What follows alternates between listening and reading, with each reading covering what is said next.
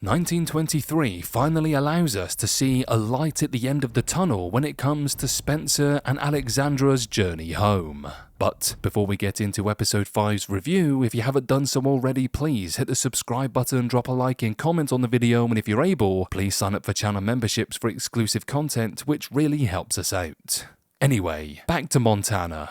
So, last week, episode 4 of the Yellowstone spin-off's second season was mostly focused on the Duttons and how they finally received some much-needed good news. I loved how the show let them have a reprieve with Zane's surgery being a success, which allowed him to walk again, and how Elizabeth not only decided to stay instead of leaving, but also discovered that she was pregnant again. However, all the happiness at the Dutton Ranch contrasted with Spencer and Alexandra's stories, who found plenty of danger in their respective journeys to Montana. Alex was robbed, punched, and almost lost her train. As for Spencer, he had to run from the police to hop on a train of his own. Then, he killed the 3 people who wanted to rob him, and worse, then hopped off the train. Thankfully, episode 5 takes both of their stories in a better direction, but before it gets there, I was shocked by what Alex had to face. From the start of the season, I had a bad feeling in my stomach that something terrible was going to happen to Alex. In season 1, we saw that while she had a hard exterior, if it were not for Spencer, she would have not lasted as long as she did.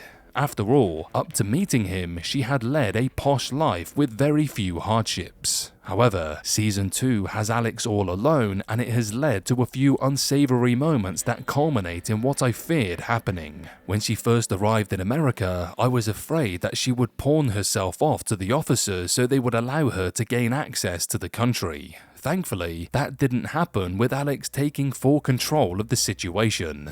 Then, she was followed by a robber into a bathroom at the train station. I was afraid that meant she would not be able to escape the dark fate I imagined for her. However, while she did get robbed and beaten up, she still managed to move forward. In episode 5, she doesn't have the same luck. She proved her resilience by making a deal to work in exchange for food on the train, doing so without having eaten for days. However, that put her in the path of a man who would sexually assault her. My fears were unfortunately realized. However, I was happy that the British couple she had made friends with on the train not only vouched for her, but offered her a ride after her train was cancelled, so now hopefully Alex is safe. While Alex had to go through major hardships in episode 5, Spencer's story was quieter. I love that Jennifer Carpenter's Marshall Fawcett finds Spencer while out looking for Tiana and the people who went after her. The story of Brandon Sklena's character has always been my favourite part of the series. However, I have wanted to see him finally reach home for some time now, and seeing him no longer isolated in his own bubble was exciting. That said, I was hoping he would team up with her to save Tiana.